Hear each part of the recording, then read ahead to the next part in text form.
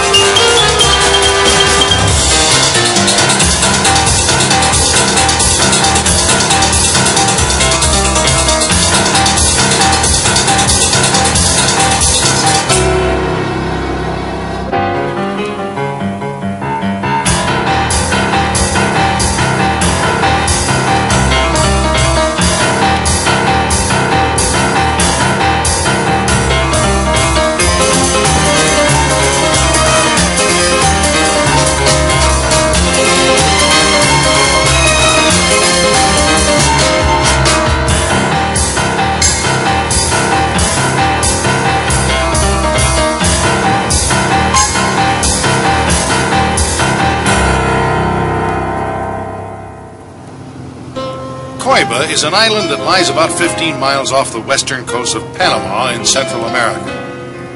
The island contains a penal colony. It houses some pretty rough characters. But we haven't come here to break anybody out or serve time ourselves. No, sir. Our hope is to catch the great Pacific sailfish with light fly fishing tackle. One of the world's best fishing clubs is located on Coiba, Club Pacifico. You know, I really love fishing. I love the heart-lifting excitement of firmly hooking a big fish. But that's not really my first love. I have to confess that bow and arrow hunting has been a way of life with me for over 20 years. I've hunted heavy game in situations where most people feel I was crazy for not going in with a gun. But now, 20 years later, am I still sound enough to handle the 100-pound bow? I've done it more years than any other bow hunter, living or dead. Can I do it one more time? Or should I call it quits?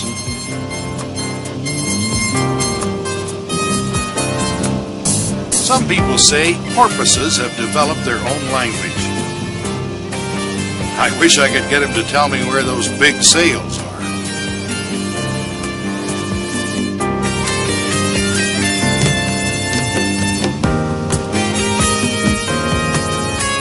Getting yourself ready to fly fish for sail requires a little ritual each time you go out, making sure that nothing is tangled or snarled during our hour-long trip to the fishing grounds off Coiba. Today, while we are fishing for these sails, I'll be giving them a good chance to escape. Maybe too good, my Panamanian boatman Benito says. I'll be fishing with a 10-pound tippet, a 1-foot section test piece in the middle of the leader. After I've finished my preparation, Benito tosses out the teasers to attract the sailfish.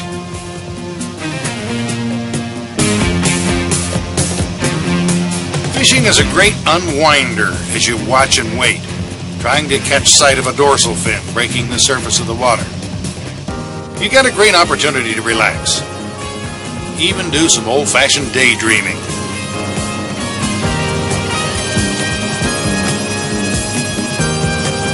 It's been a long time since I experienced that first moment of truth with my bow. 1957 it was.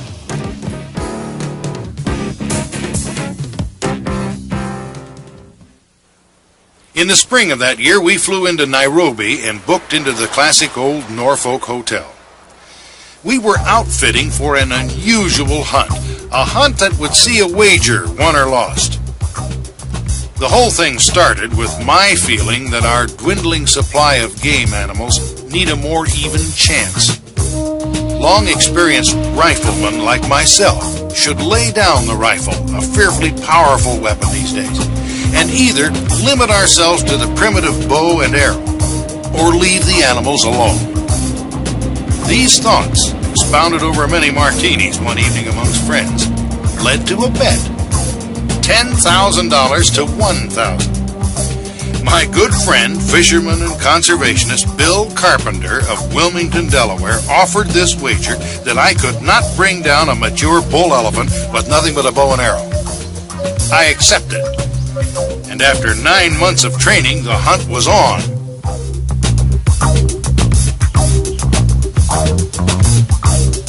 In those days, game was plentiful and magnificent.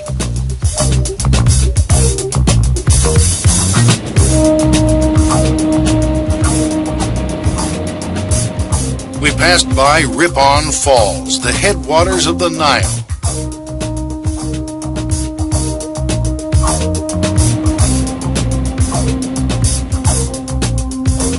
As we proceeded through the countryside to our hunting site, I thought about my friend's words that the bow was useless against elephant.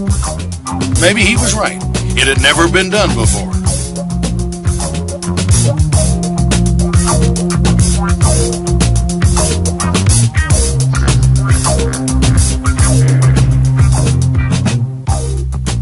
The Ancoli cattle reminded me of good old Texas longhorns. A bit of home in the middle of Africa.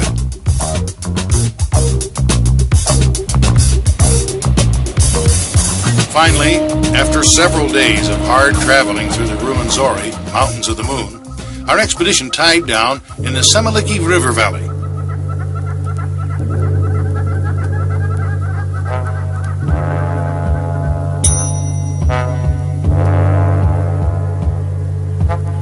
I immediately struck out on my own to scout the terrain.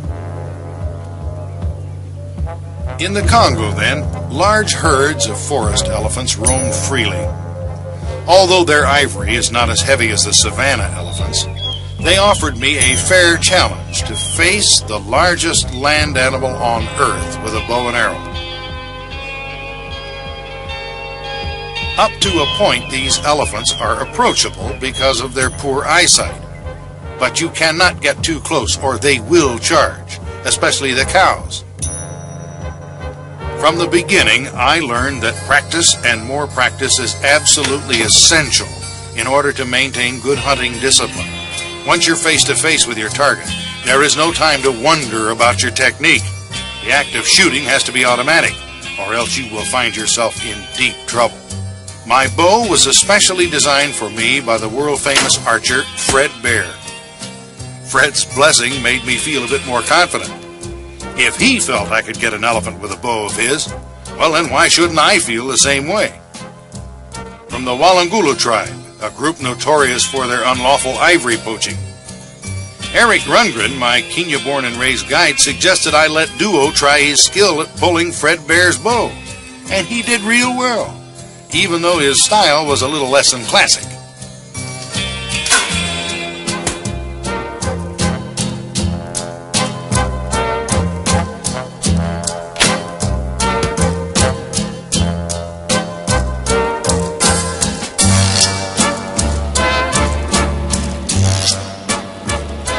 Finally, we were off across the countryside, making our own roads as we went.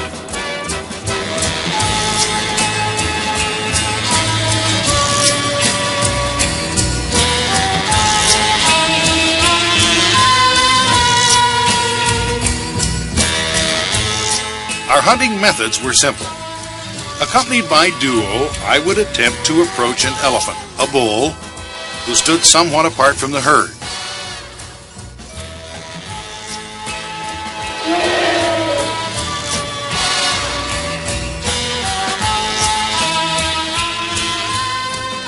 Then we would creep up as close as I felt was necessary to release a shot into the beast's lungs. An arrow in the lungs is always fatal, and it's the best way to bring down any large animal with a bow. That's where the challenge lies. With a gun, you can stand 50, 60 yards away and blast your quarry down in the head, in the heart, in the guts. But with the bow, you must approach very close in order to obtain a fatal shot. And of course, then the animal has a chance of spotting you, letting you know that he's there, sometimes to scare hell out of you. A week later, my chance finally came. A good bull watered at the river's edge. I took aim. I sighted down on him. A line seemed to form in front of my eyes, and I felt I could direct my arrow straight to its target almost by willpower. There was nothing in that forest except me and that elephant. I released.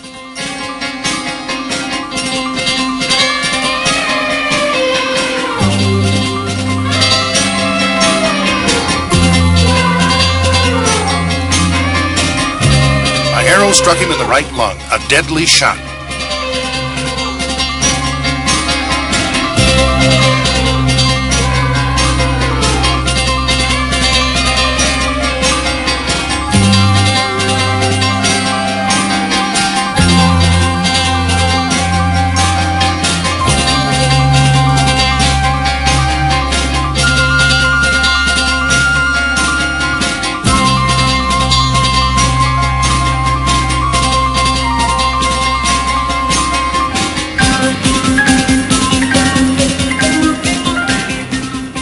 We were able to locate him by following the gathering vultures.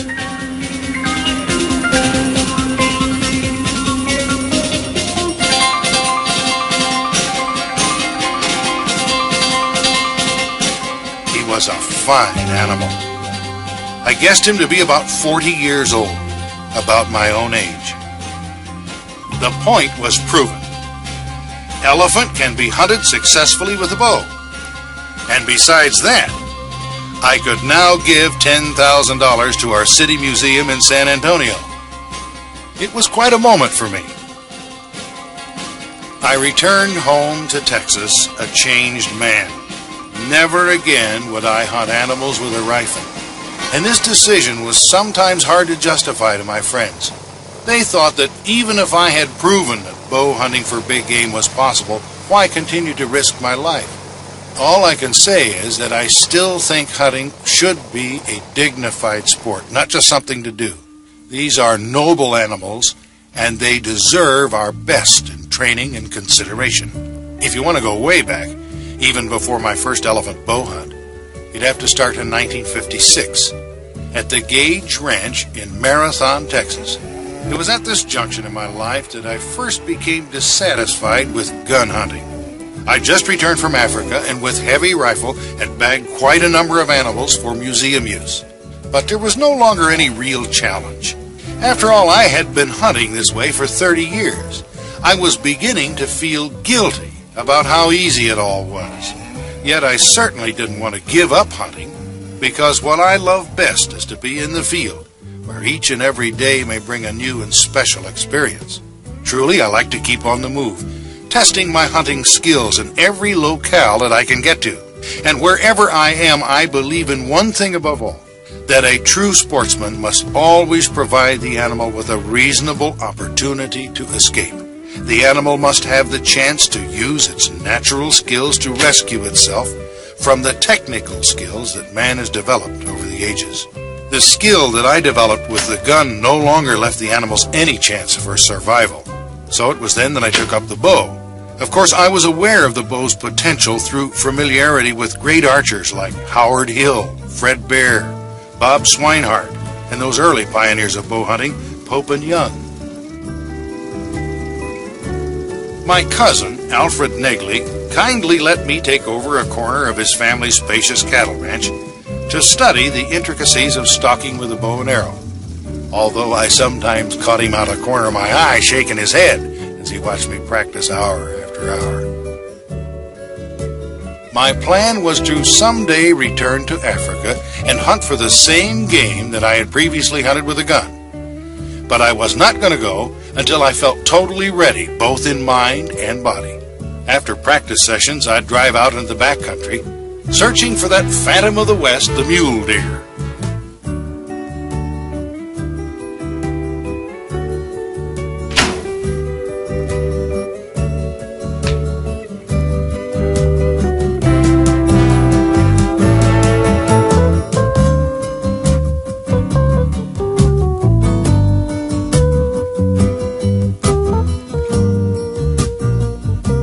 I was 40 years old then, and thank God, still willing to change my mind about things.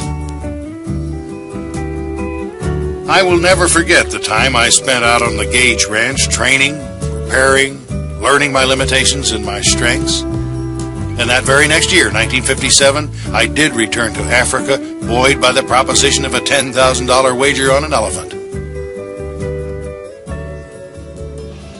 Yes, I do start to think about the old experiences out here in the middle of the Pacific. But I got to get back to the business at hand. Sailfish are different from big game animals, of course. You are at their beck and call. Whenever they choose to strike is when the action begins, and you have to be alert and ready for that moment. Then, all at once, we raise our first fish.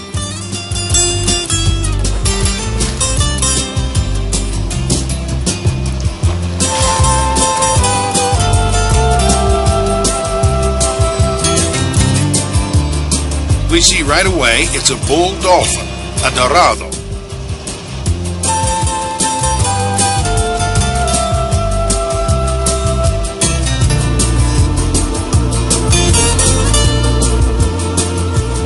Because they make a delicious meal, I decided to bring him in as a treat for the camp. This one went nearly 20 pounds.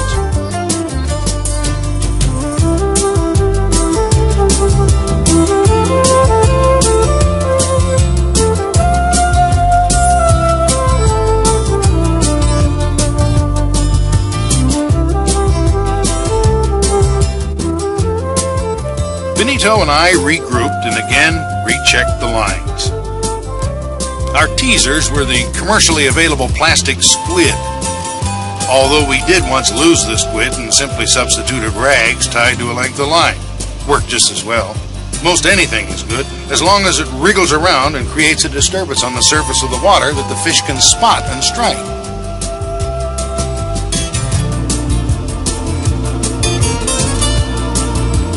Maybe more than half the battle in sail fishing lies in the hands of the boatman. The instant a strike occurs, he throws the boat out of gear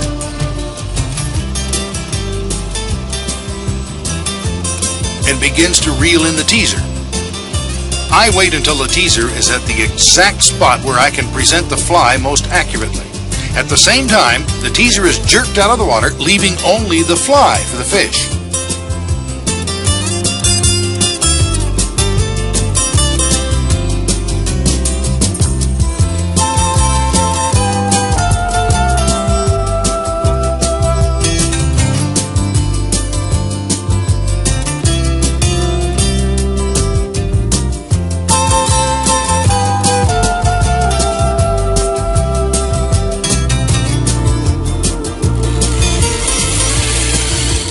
Instant that the fish takes the fly, I set the hook, and Benito stands ready to slap the boat back into gear when he sees that I have the fish firmly hooked.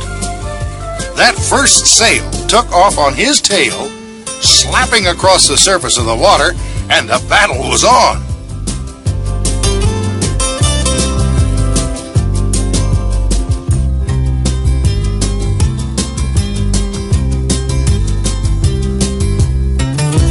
After an hour, I thought he was tired, and as Benito tried to gaff him so he could check his possible record size, I let my line slacken, and that was enough for him.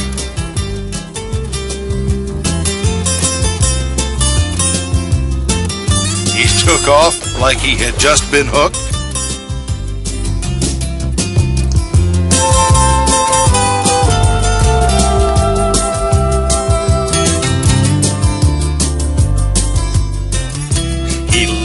And was gone, the hook pulled away clean, and that was enough for me that day.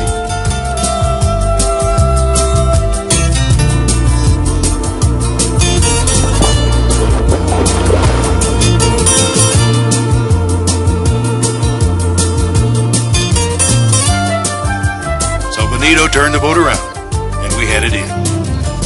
We returned with our companion boat well before dusk to enjoy Club Pacifico's most welcome food and drink.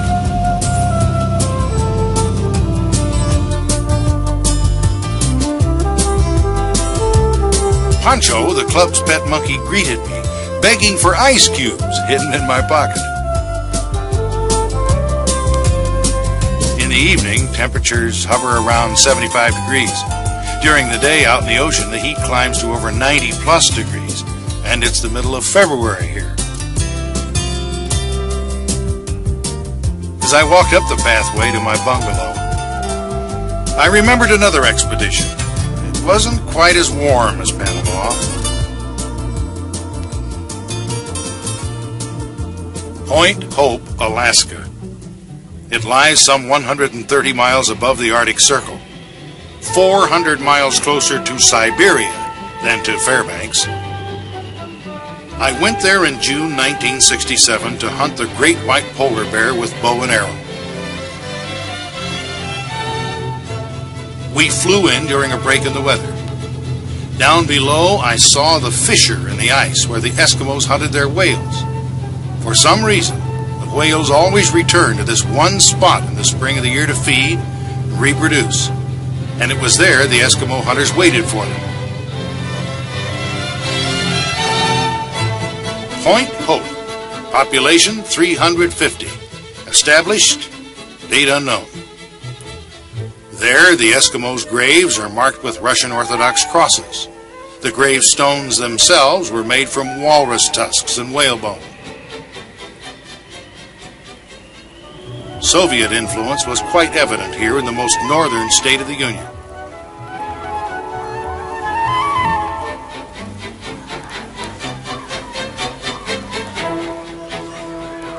Just like all children all around the world, the kids play and hoop it up.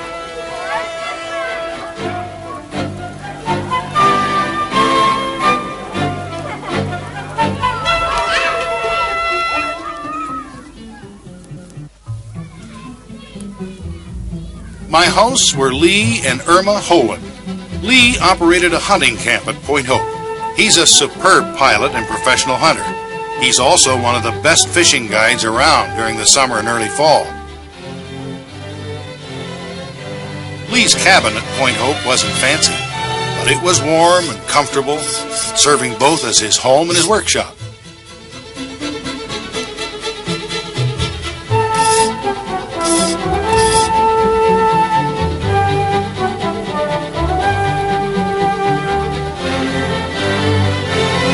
As always, I began practicing almost as soon as I arrived. Because of my heavy clothing, I had to adapt my bow pull to a 26-inch draw rather than the normal 28-inch. My arrows are black to see them better against the snow, but otherwise they were no different from what I'd used back in Africa.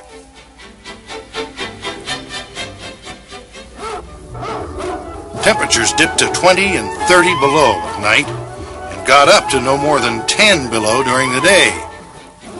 I was quite anxious to get on with the hunt, as this was my first major outing since the elephant expedition of 1957, 10 years ago.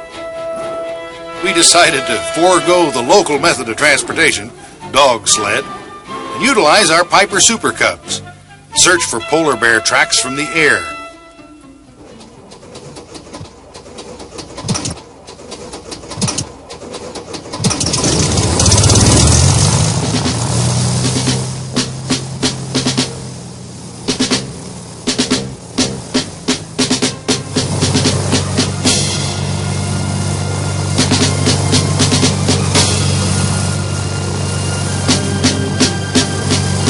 We went out in two separate crafts as a safety measure.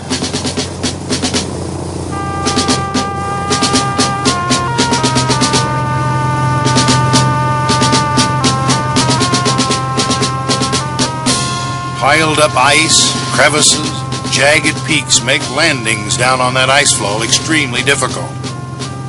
In case one plane damages its landing gear, each plane carries with it an extra landing gear V-strut. One plane has the left V, the other plane has the right V-strut. It provided us with some insurance, assuming that both planes didn't pile up on the ice together.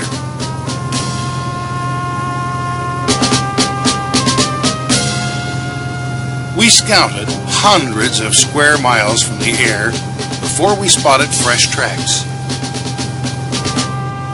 Although today the polar bear is a restricted hunting animal, back in 1967 they were still fair game. There he is.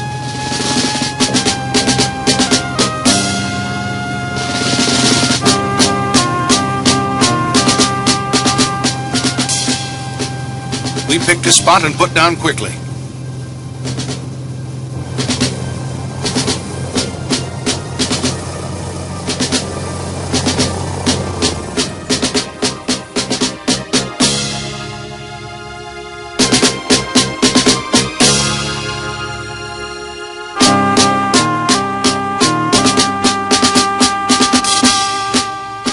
For the moment, the bear disappeared into the white background.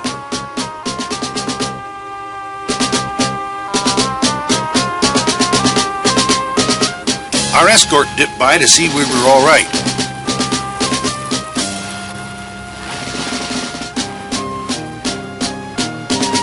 We followed the tracks until they were very fresh. We knew we were close. Then, there he was. He spotted us and lumbered over to investigate.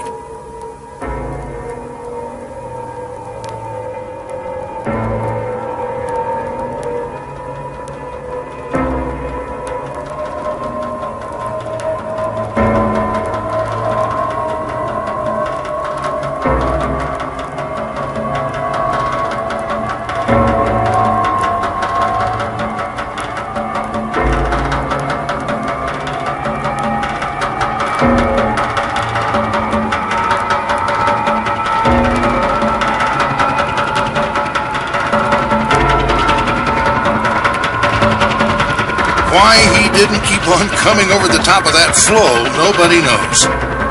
I took an excited shot at him and missed.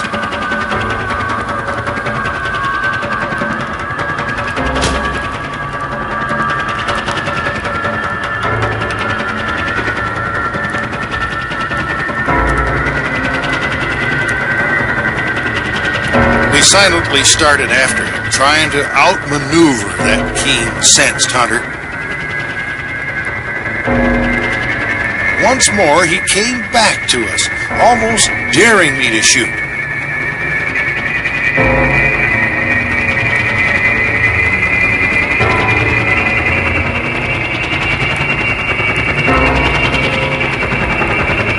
I drew, aimed, and fired. A long shot, nearly 40 yards, but accurate enough.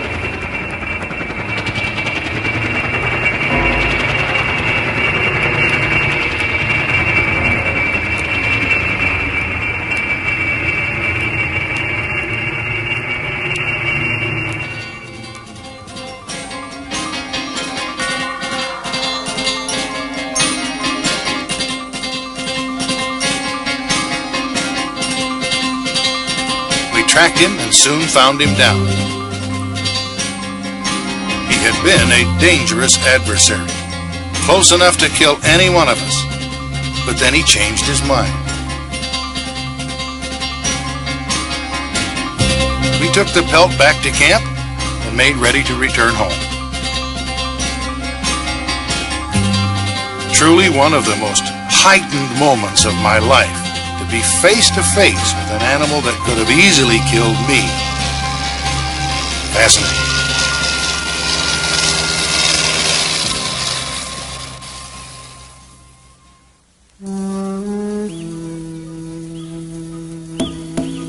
That next year, 1968, I found myself traveling into Angola, where I had another face-to-face date with a killer. This time a full-grown African lion. Angola was the diametric opposite to Alaska.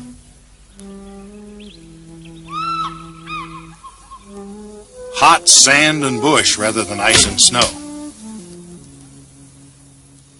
We arrived and made contact with our Portuguese hunter, Pedro Milo, who had hired trackers for us from the locals. We took a look at the game that was nearby, and after hearing from villagers about a male lion that was pilfering their cattle, I decided my hunt was set for me. We would try for that lion.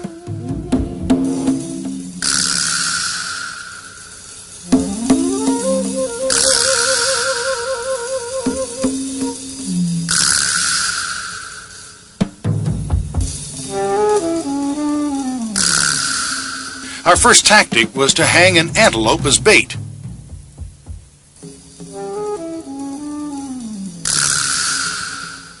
The next day, we found that the lion had indeed pulled down our bait and had dragged it some distance away. The killer had left suitable clues behind, this time his tracks in the soft sand. We set out to follow them. Jakara, our tracker, sprinted in front of our Land Rover, and sometimes it was tough for us in the four-wheeler to keep up with him.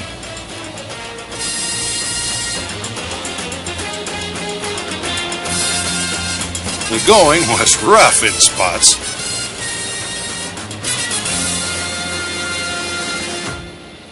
The lion knew we were back there, trailing him relentlessly. We followed him for 3 days.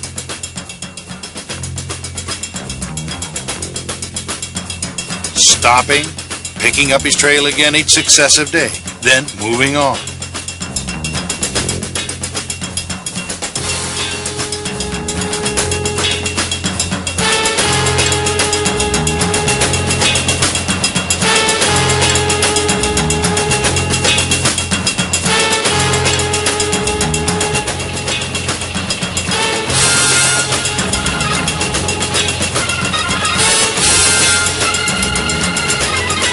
Finally, on the third day, a fresh track. We were getting close. Pedro urged his trackers on.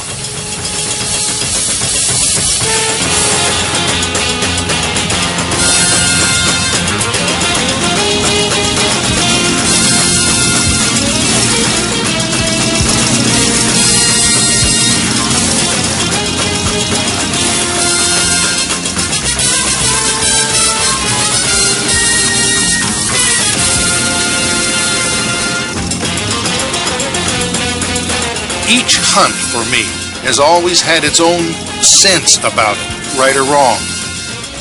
For some unexplainable reason, I felt uneasy.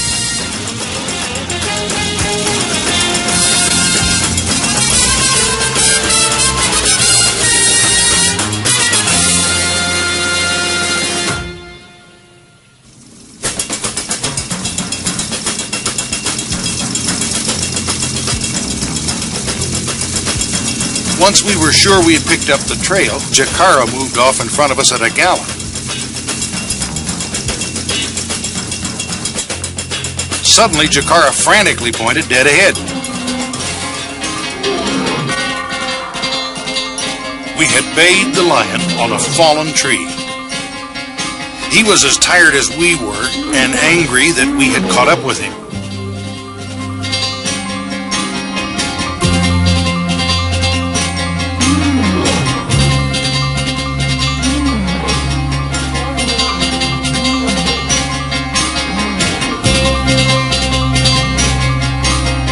This was the moment, for me, for all of us.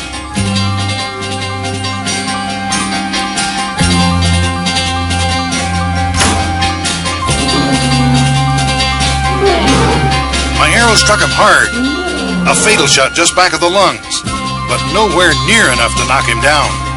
He turned and charged.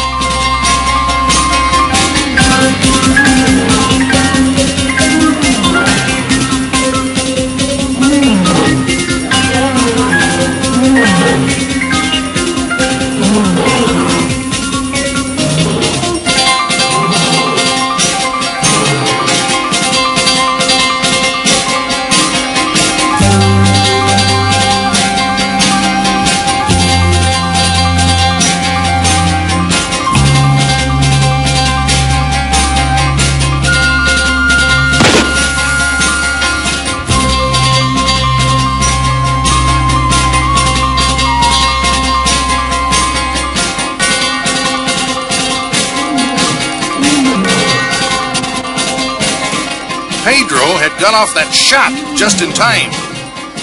It had been the lion's life or mine, or any other member of our party.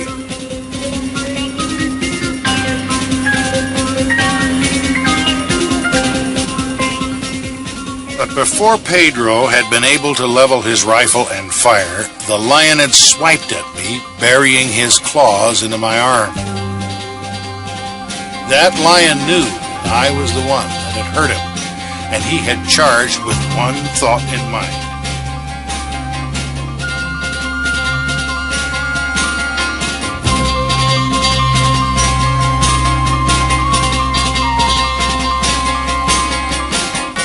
Here in Angola, as a last desperate measure, and because we had not hunted skillfully, the backup gun was necessary. This became the tragedy of the moment, and the shock of that lion's charge, his death, hung long over us that day. At this point, a new thought crossed my mind.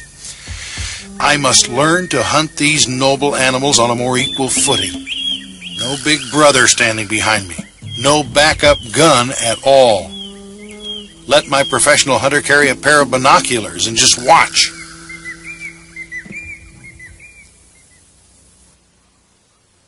Each morning while I'm at Club Pacifico, I get up early, have a quick...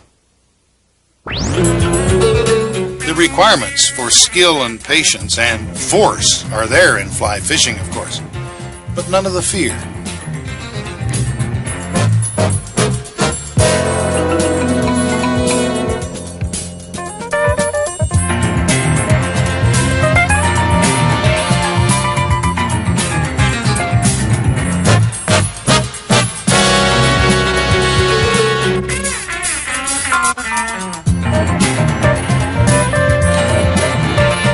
We ended the week hooking up a big black marlin who promptly broke the leader and was gone in seconds.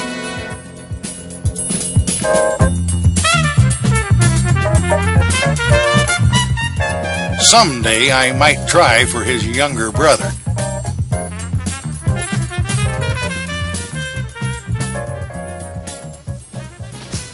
Some 3 months later, I decided to go to Key West, Florida. I feel the yen to try again, to fish for another fighter, the tarpon. Here at the southernmost tip of the United States, these fish can tip the scales at well over 100 pounds.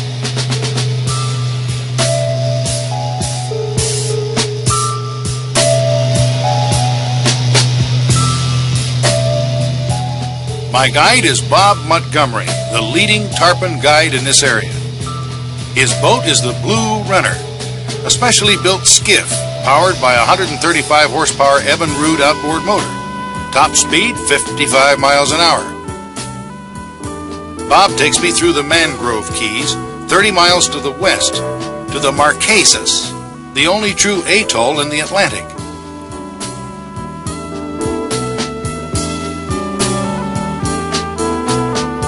Here in the water, 2 to 15 feet deep, we stop and set up shop. For tarpon, we choose a 5-inch streamer fly. It consists of a hook and feathers, but no cork, permitting the fly to travel underwater. The hook has to be hand-sharpened to penetrate the tarpon's bony mouth.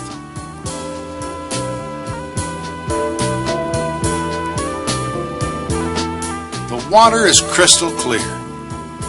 Today, we brought along our underwater photographer to shoot some film.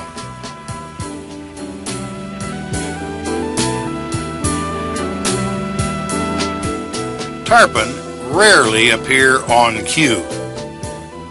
From our anchored position, Bob and I stand and watch for tarpon as they swim through, passing along a shallow channel between 2 broad flats.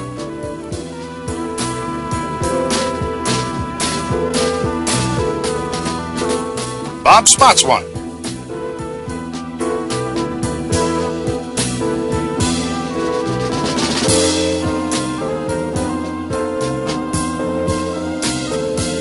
But in my excitement, the cast is poor and the fish turns and disappears.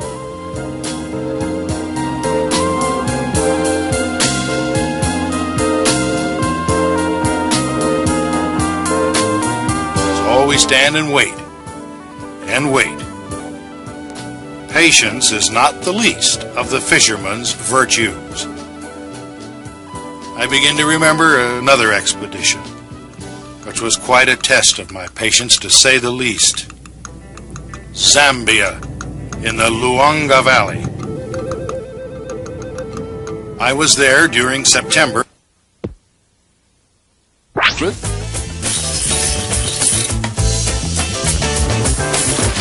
And this is what makes them such a great game fish.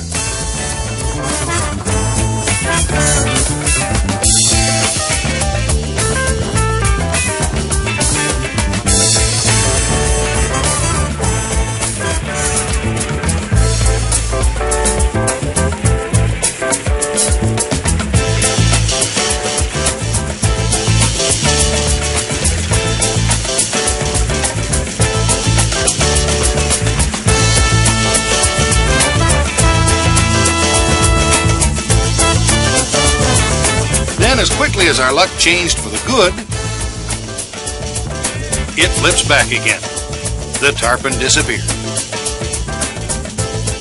Bob insists that we stick around for a while longer, but the more I wait, the more I think about times when the action never stopped. I think about the last time I had gone bow hunting and how I nearly laid it all down.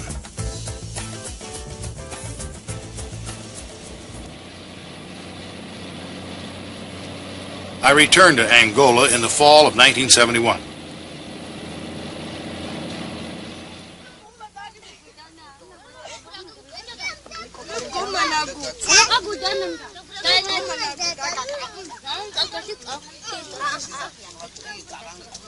I plan to hunt in the Makuso concession, which lies along the Kubango River in southeastern Angola.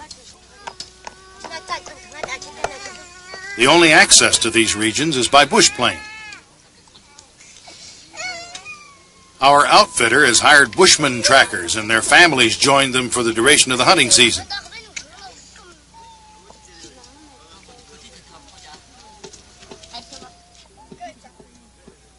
Their camp was always a lively place, spiced with music, clapping, and song.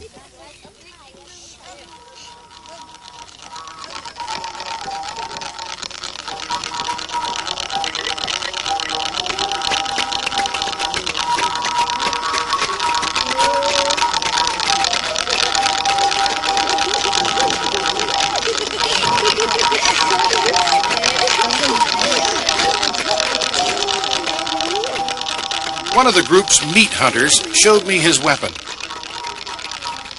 A steel-tipped arrow packed with a nerve poison that kills the animal it hits within minutes. Quite effective even on large animals like buffalo. My rhino bow with its 100-pound pull had the bushman wondering why I owned a bow so difficult to use.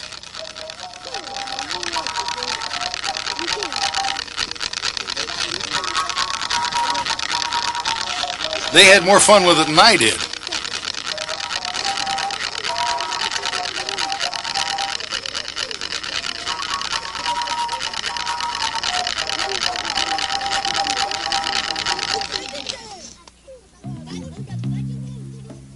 The Makuso is one of the last great game reserves in Africa.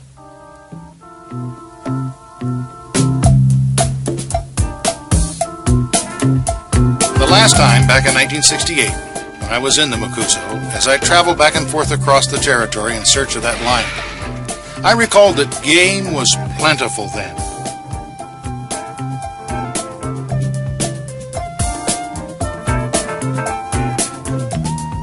By 1974, before a full-scale war had broken out in Angola, the Makuso still remained a fine game territory.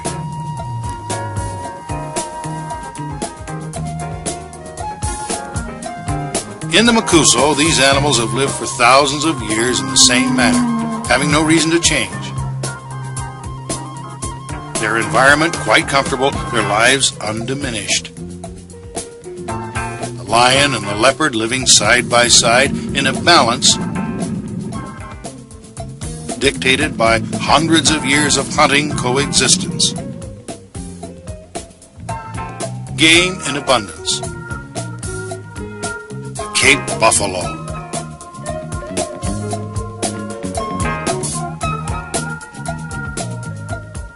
The sable antelope.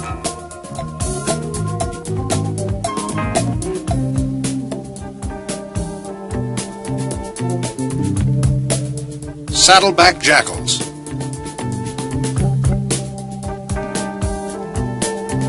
The ostrich.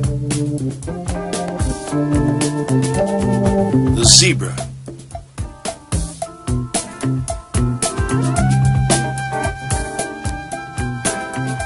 The warthog trots freely.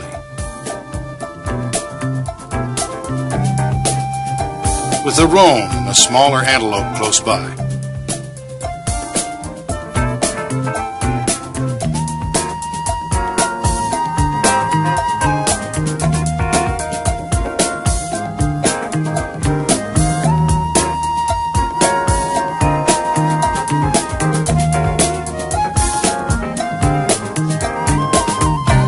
Greater kudu, the gray ghost.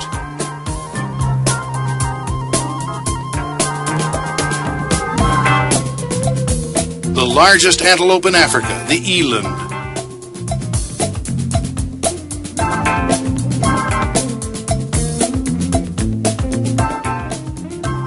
The makuso, beasts and fowl in plenty.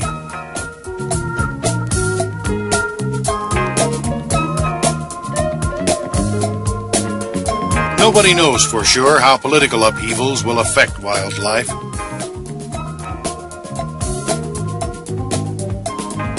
Perhaps man will eliminate his natural environment through wars and conflagration.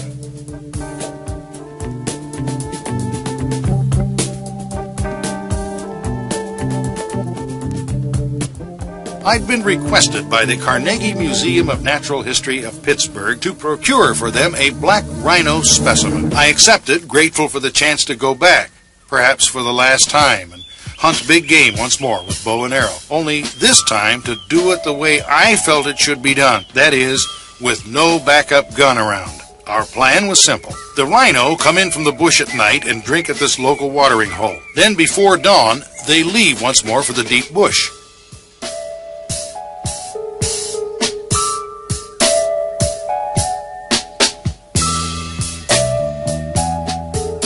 With my guide and tracker, I arrived at the riverbed just at dawn, looking for those fresh rhino tracks.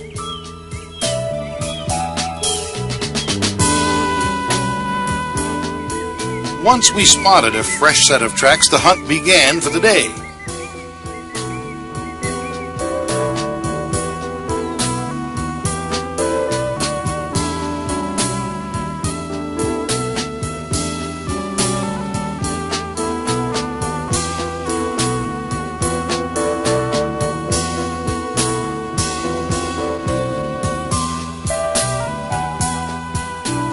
While I strung up my bow and readied all my bow equipment, my bushman tracker, Halika, ran ahead of the hunting party, following the tracks of the rhino.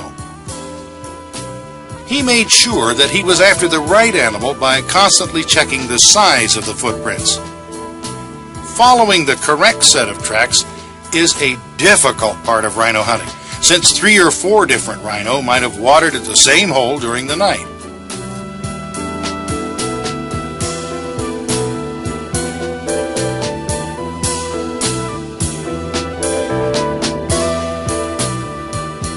As soon as my arrows were ready, the other 2 trackers and I took off in pursuit of Halika.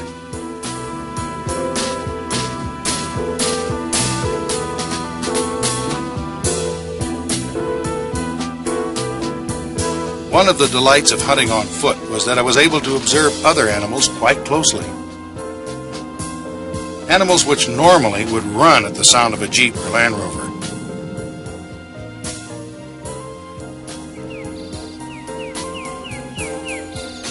Halika's ability to discern rhino tracks on that hard ground was just short of supernatural.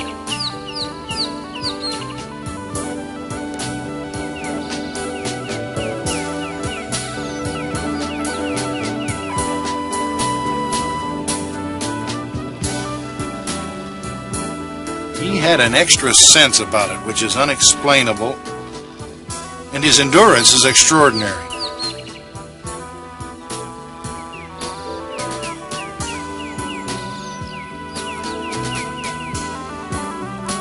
Some 5 or 6 hours after we spotted our first rhino tracks, Alika spotted him and ran back to let us know.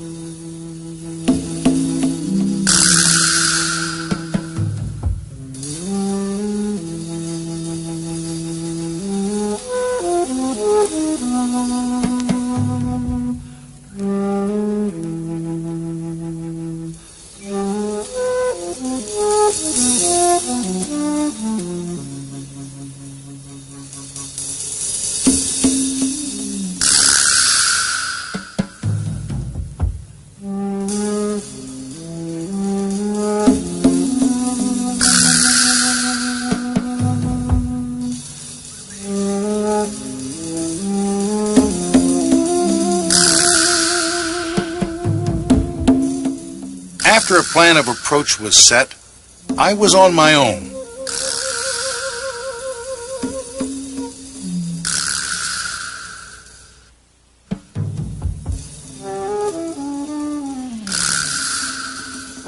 I cautiously maneuvered into position while my men waited anxiously on the sidelines.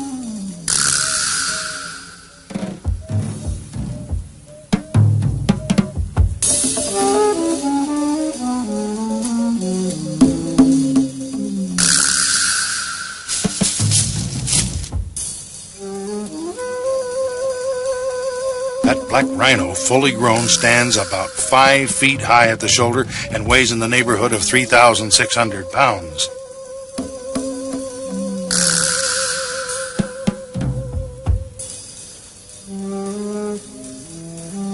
When you are standing 20 yards away from a brute of an animal like that, there's no time to lose your composure.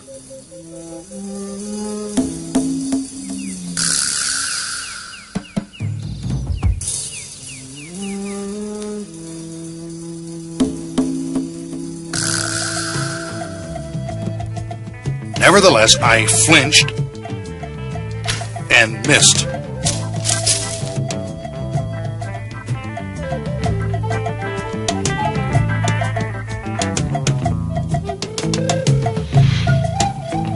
Time seemed to hang in midair.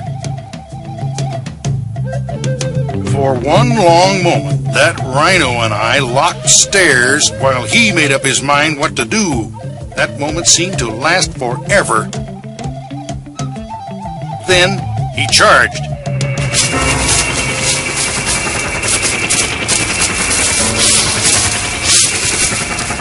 Fortunately, an elephant or rhino that has not been struck by an arrow will almost never press home a charge.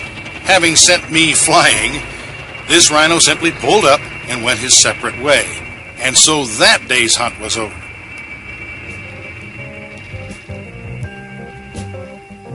So the next day, and for the next 25 days, we began a search for the rhino that would provide the Carnegie Museum of Natural History with what they required.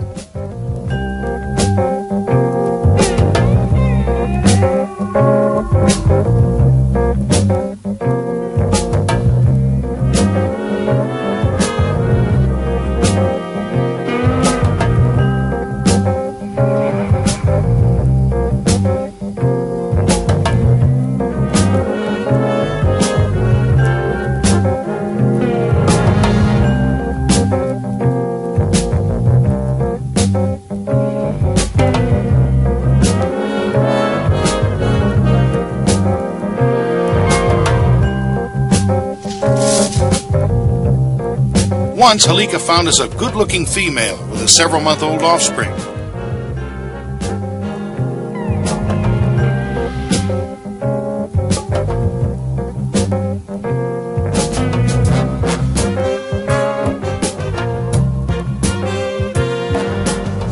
But I aborted this hunt. That baby would have had no chance in the bush without its mother.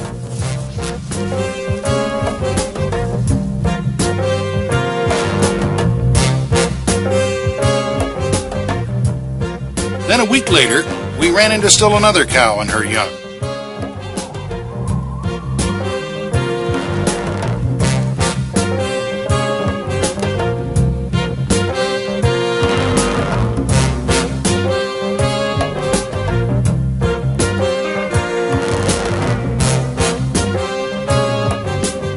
Once again, we let them run away unharmed.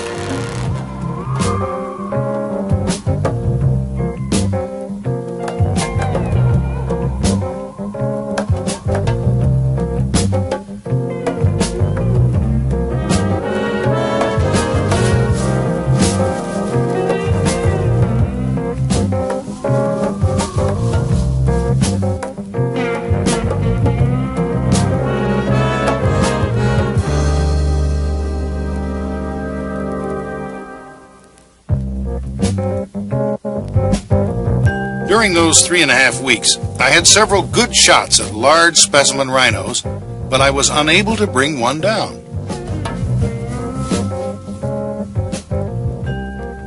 Of course, with a rifle, any one of them could have easily been killed.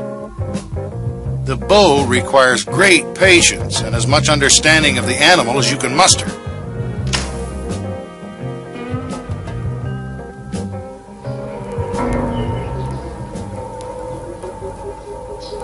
Then, on the 25th day of hunting, Alika located a big male for me.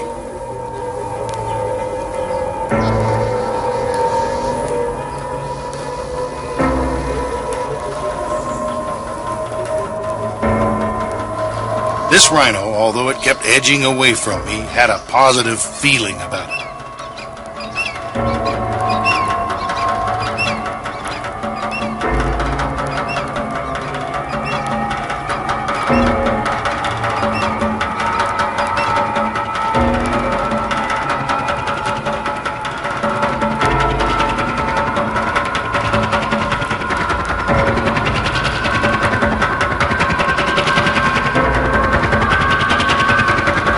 I knew this was it.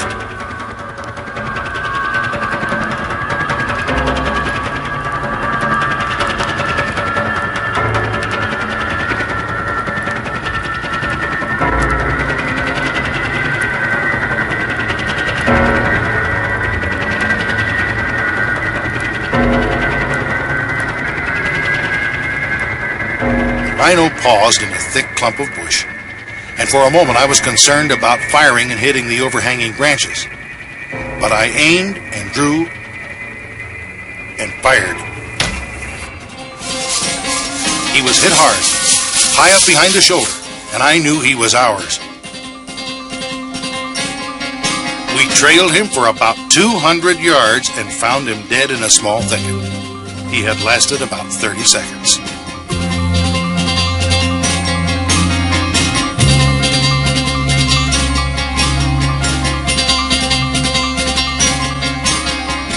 As I took measurements and data for the museum and made arrangements for the skeleton to be shipped back to the United States, I felt a certain regret that this hunt might be my last one. The strain of training with heavy bows and avoiding angry animals was beginning to take its toll on me. As I reached the age of 60 years, maybe I should start thinking about something else.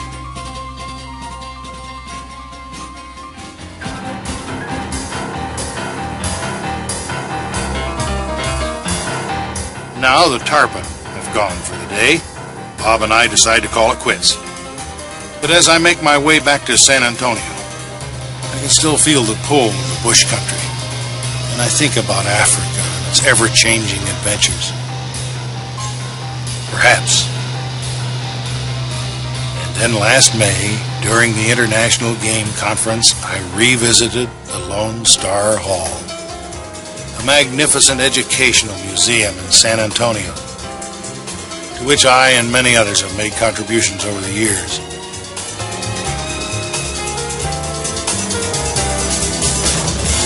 This ivory was donated 20 years ago now. And then the polar bear.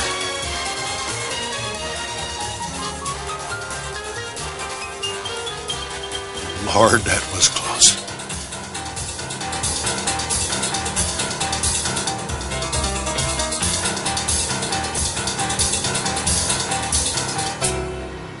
And that angry lion.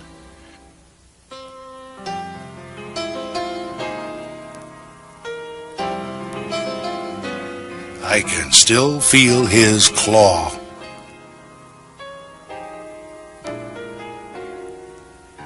and that unpredictable rhino of the Makuzo. Lots and lots of memories here.